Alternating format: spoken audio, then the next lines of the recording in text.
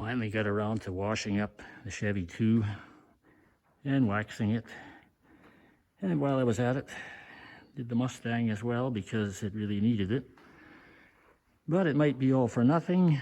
There's supposedly going to be rain tomorrow, the day of the local car show and parade, so I really don't want to take it out in the muddy roads and rain, and especially not the Merc, but I guess we'll see.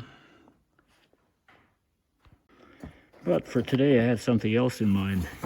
I probably shouldn't take the time, it's not an essential job, but my favorite mechanic loaned me the use of this timing light.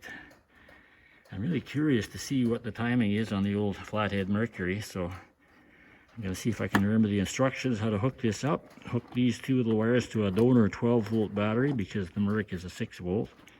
I'm not sure if ground is going to make a difference or not. And hook up the inductive pickup clip on number 1 spark plug wire and fire it up, see what happens. All right. Hopefully you can see what I'm pointing at here. That's the timing pointer on the engine block. And supposedly there's going to be some marks on the, you'll never see that on this camera. Somewhere in there, I'm going to have to scratch around and see if there's timing marks on the, possibly on the back side of this pulley, like where my finger is. Anyway, we'll clean it up. And most of this is going to be shot with a GoPro because I know a lot of you guys can shoot video with one hand and work with the other, but I'm useless enough with 2 hands on the job, let alone trying to do it one-handed, so we'll be shooting GoPro. Well, after spending much time with a big wrench turning the motor over by hand and carefully cleaning the back side of this pulley with steel wool, I get to the point where, if you can see that little dot, that's what I'm looking for. That would indicate top dead center for number 1 cylinder. So there you go. I have the firing order of these pretty much branded in my brain, but I could not remember where number 1 cylinder was located. So after a little search on the internet, I came to Van Pelt's sale, and apparently number 1 is the one closest to the distributor. So that's where we'll connect the inductive pickup. That's this thing right here. If I can pick it up without dropping it. Okay, I gotta figure how to open that little clamp and yeah, something like that. Okay, I got some sort of a facsimile of a mark on the pulley right where the bump is, the timing bump. Once again, do not forget to take the wrench off. Now I guess start it up and see if I can see that in the light.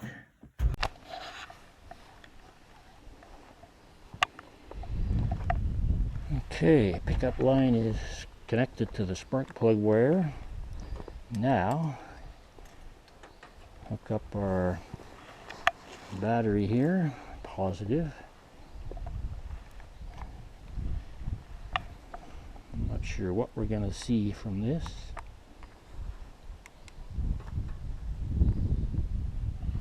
Okay.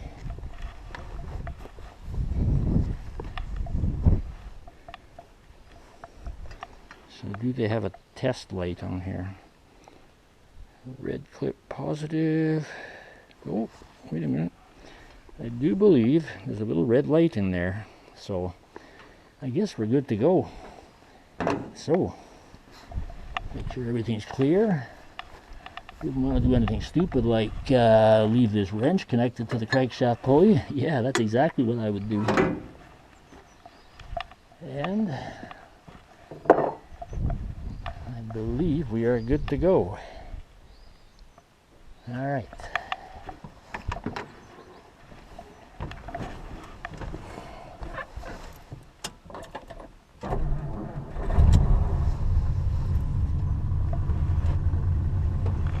Okay, good slow idle.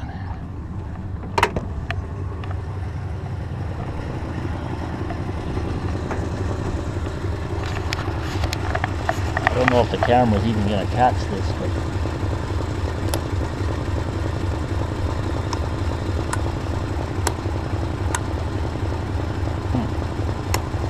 oh, brilliant. I left my phone laying on top of the air cleaner. Okay, I saw some flashes of light here. I'm seeing some little strobe light effect over there, but when I point it down at the pointer,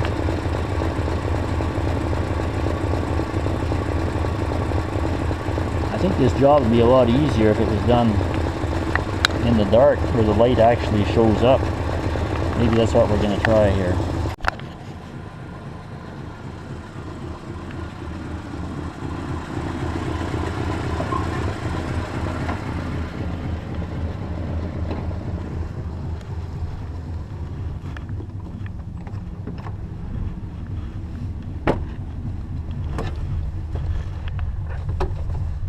Ooh, boy, it's warm in here.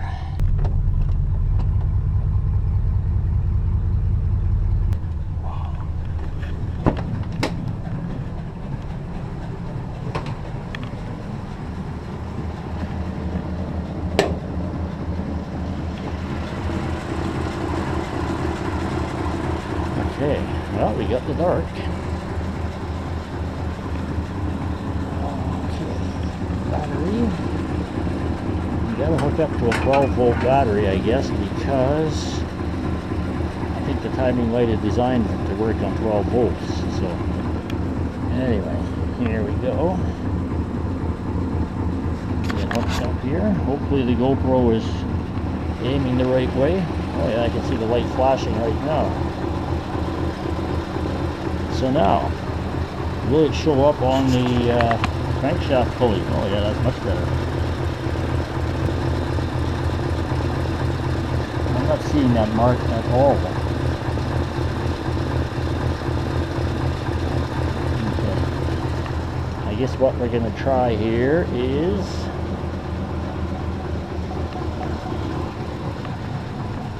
I read somewhere that it helps to put a chalk mark or something on the dot of the pulley so it shows up better. So obviously I can't do that when the engine running, so to be continued. Okay, this is what I needed to see. I had the firing order all wrong in my brain as usual. Firing order is 154-86372 on the BA flatheads. Number one cylinder right by your distributor there. 1, 2, 3, 4 on the right. 5, 6, 7, 8 on the left. Pretty simple and basic. Let's see if I can mess that up.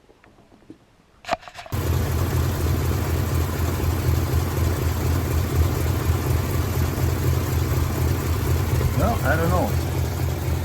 Either my vision is very, very poor, which is not the greatest, or else the timing is so far out it doesn't even show on there.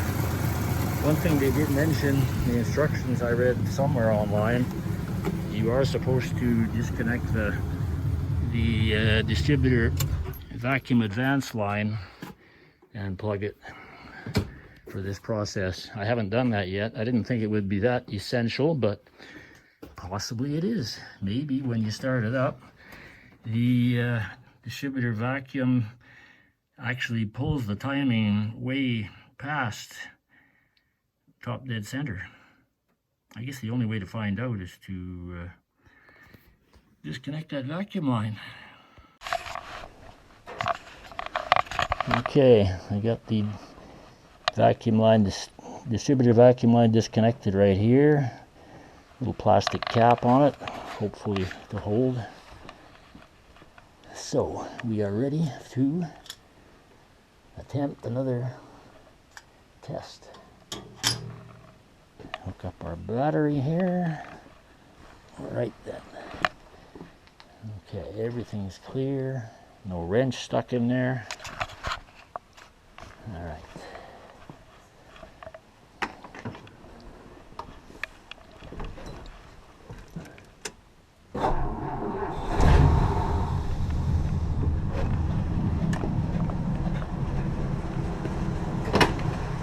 idle's good, so I guess there's no vacuum leaks.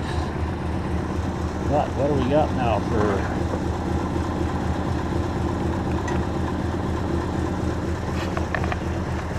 We got blinking going on.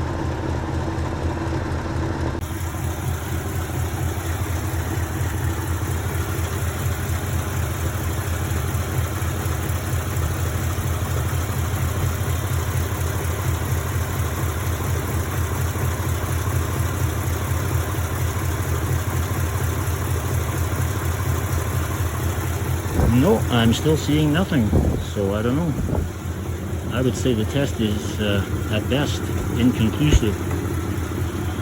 Alright, I guess we'll call that quits. I may have to consult the real mechanic on this and see what's going on. It certainly runs fine. I'm just a little curious. It's kind of weak on horsepower when you're driving and step on it, so I was wondering if possibly the timing is a little retarded, but I guess for today I will leave it as is.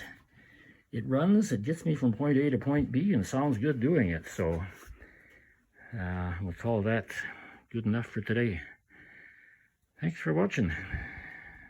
To be continued on the Roosty 6 channel.